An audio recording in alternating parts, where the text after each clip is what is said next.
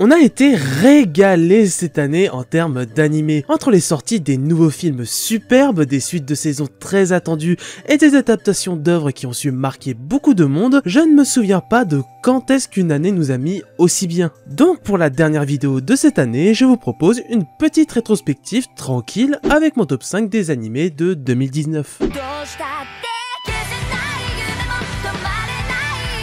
Produit par Ufotable, il s'agit sans doute de l'œuvre adaptée pour la première fois en animé qui a fait le plus parler d'elle, ayant même détrôné One Piece en termes de nombre de tomes vendus cette année. On se retrouve propulsé aux premiers abords dans une histoire assez classique, celui de l'adolescent qui cherche à venger sa famille tuée par le grand méchant de l'œuvre. Mais vous vous en doutez bien, elle est marquante car il s'agit de ce genre de manga qui arrive à sublimer ce type de scénario commun, que cela soit dans le fond et dans la forme. L'animé attira avant tout de par son esthétique globale. On nous transpose dans un vieux Japon à l'ère Taisho, soit dans les années 1912-1926, avec un style rappelant celui de l'art japonais traditionnel. Mais évidemment, c'est l'animation sans faute et toujours exceptionnelle de Ufotable qui poussa un grand monde à s'intéresser à l'œuvre. Un des gros points positifs à ce niveau-là, c'est que la CGI présente n'a jamais été aussi bien utilisée dans un animé. Non seulement sa qualité est très correcte, mais surtout, elle est toujours assez éloignée, voire un peu camouflée, afin que cela se remarque le moins possible, et qu'elle sert à rajouter une fluidité exemplaire à des scènes qui en ont vraiment besoin, comme une danse par exemple, rappelant ce qui a été déjà fait dans le film Your Name. Ce qui fait aussi la grande force de Kimetsu no Yaiba, c'est plus subtil que le scénario en lui-même, il s'agit des personnages, des liens qu'ils peuvent partager, et de ce que tout cela raconte. Tanjiro est le héros de shonen se détachant pas mal du style Neketsu, sa quête et son but ne se traduisent jamais par devenir plus fort de près ou de loin. S'il devient plus fort, il ne s'agit que d'une conséquence liée à son objectif principal, celui de protéger sa sœur Nezuko, et trouver un remède afin de la faire redevenir humaine. D'ailleurs, bien qu'il ait quelques capacités comme son crâne dur comme de la pierre ou un excellent odorat, Tanjiro est quelqu'un de faible qui va se tuer à l'entraînement via ses limitations d'humain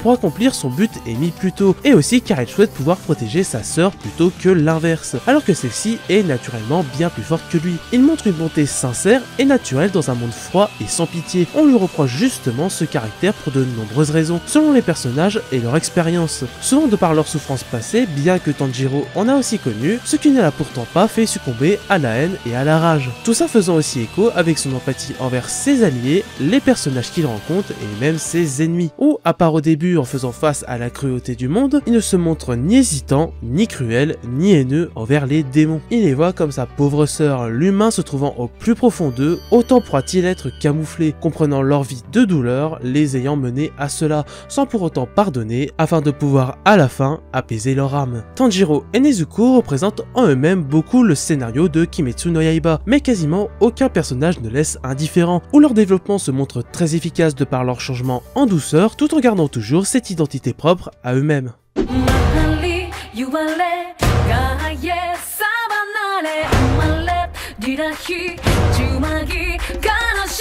Après 5 ans d'attente, ça y est, les fans de Trigger comme moi, mais particulièrement du duo légendaire de Hiroyuki Imaishi et Kazuki Nakashima, ont été récompensés pour leur patience. Après Gurren Lagann et Kill la Kill, 2019 a vu paraître leur premier film original du nom de Promare, avec même le luxe d'une diffusion au cinéma en France. Et comme d'habitude, c'était incroyable. Ce film nous a encore fait une fois vibrer sur l'esprit Trigger qui peut se résumer par une forme de surdose d'épicness et un fond profond et développé. C'est la forme de Imaishi qui permet d'attirer de très nombreux publics, et comme d'hab, ça fonctionne totalement. L'animation est toujours la grosse marque de fabrique de Trigger, tout comme l'un des plus gros piliers de ses œuvres. Et quand vous donnez les moyens pour un film à des gens ayant déjà réalisé des choses incroyables sur un format série, vous obtenez une expérience visuelle inégalable sans aucune exagération. Via un style Vaporwave, on assiste à un condensé d'action aussi irréaliste qu'épique, d'explosions, de combats de robots et de choses dégoulinantes, autant de japonaiseries les unes que les autres. Pour autant, tous les effets visuels et artistiques incroyables ne rendent pas le film indigeste ou épileptique. Il sait atteindre un parfait équilibre comme Trigger sait souvent le faire. On peut noter aussi que grâce au style, le film peut faire un grand mélange d'animation classique et de CGI, résultant sur des scènes spectaculaires comme des plans séquences inoubliables. Pour ce que Promare raconte, fidèle à lui-même, Imaishi nous offre une histoire et un fond très métaphorique, où y voir de nombreuses thématiques est assez commun,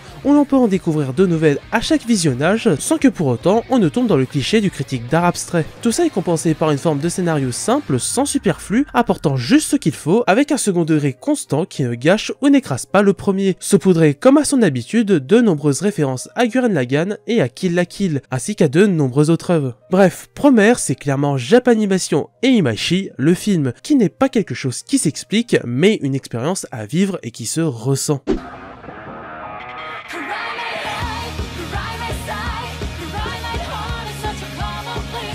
La série claque de début d'année, c'était bien la deuxième saison de Mob Psycho 100. 12 épisodes de bonheur développant toujours plus le génie scénaristique de One. Alors qu'ironiquement, la saison 2 de One Punch Man, enfin sortie cette année, avait une production en dents de scie, surtout au niveau de l'animation, c'est la seconde œuvre la plus connue de One, produite par le studio Bones, qui nous a procuré quelque chose d'absolument splendide, tout en se basant sur le style simpliste du manga, et arrivant à le sublimer. À côté, l'anime se concentre toujours autant sur le personnage de Mob, qui bénéficie d'un développement plus qu'exemplaire dont je pense qu'énormément de mangaka et scénaristes devraient s'inspirer. C'est extrêmement profond, même encore aujourd'hui je découvre des analyses sur le personnage et les relations qu'il a avec les autres qui continuent à me surprendre et à me faire rendre compte du génie de l'auteur. Et surtout, même si tout n'est pas tout blanc, c'est une œuvre qui sait nous donner le sourire, avec une histoire et une morale globale magnifique.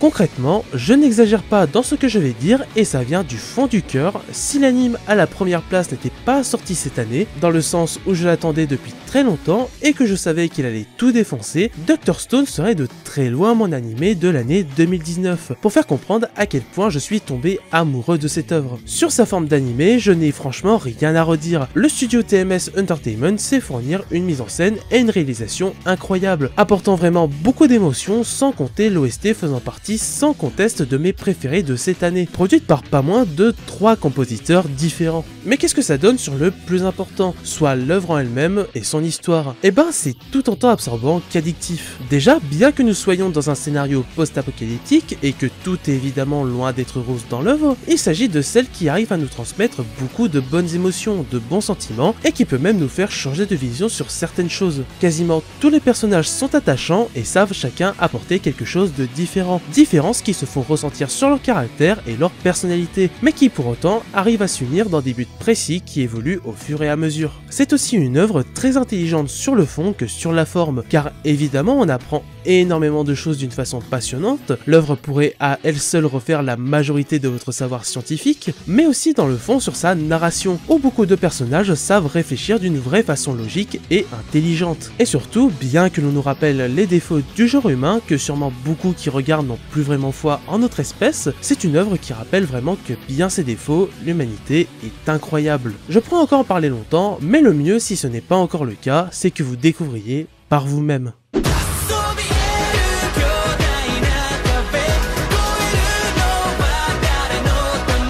Alors ce film est un cas assez compliqué vu qu'il est sorti officiellement en toute fin de 2018 au Japon et dans certains endroits du monde à ce moment-là, mais le reste de sa sortie mondiale, d'où en France, s'est faite durant le début de 2019. Mais je souhaitais quand même parler de ce film magistral. Je l'ai répété de nombreuses fois, mais en termes techniques, on a eu là la plus belle œuvre Dragon Ball jamais animée. Je ne sais même pas si cette qualité sera dépassée un jour. Et sans aucune exagération, il s'agit d'un des plus beaux films d'animation que j'ai pu voir de ma vie. Sûrement même peut-être le plus beau en termes d'animation pure, bien que Promare fasse de l'ombre sur ce point. On a eu une très bonne réadaptation du personnage de Broly et de bien d'autres choses, une animation unique, une réalisation incroyable, une histoire qui contente largement, de nouveaux personnages vraiment intéressants et attachants, une bande son jouissive et un impact tel dans le monde que beaucoup d'investisseurs notamment européens et en France ont de nouveau foi en les films de Japanimation. Tout ce que l'on regrette du film, c'est qu'il ne soit pas plus long.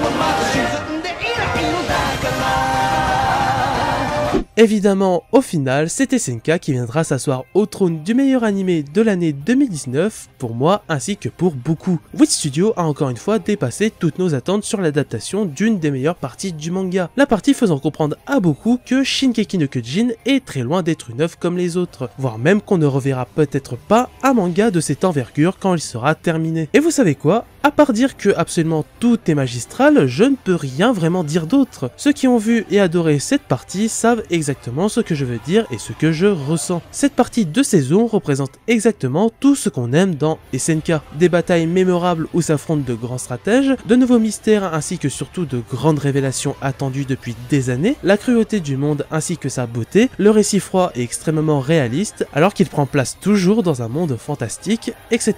etc. Bref, une œuvre qui prouve une fois de plus à quel point elle sera marquante dans l'histoire des mangas et de la japanimation, résultant sur ce qui sera sûrement le plus grand manga et animé de la décennie pour beaucoup. Évidemment, je suis curieux de connaître votre top 5 des animés de 2019. On a tellement eu de bonnes choses que je pense qu'on pourrait avoir des classements assez différents. Pensez au pouce bleu, à vos abonnés et à checker les liens en description, notamment mon Twitter où je suis le plus actif. Je vous remercie d'avoir suivi la vidéo jusqu'au bout, c'était Dorian et je vous souhaite de bonnes fêtes de fin d'année.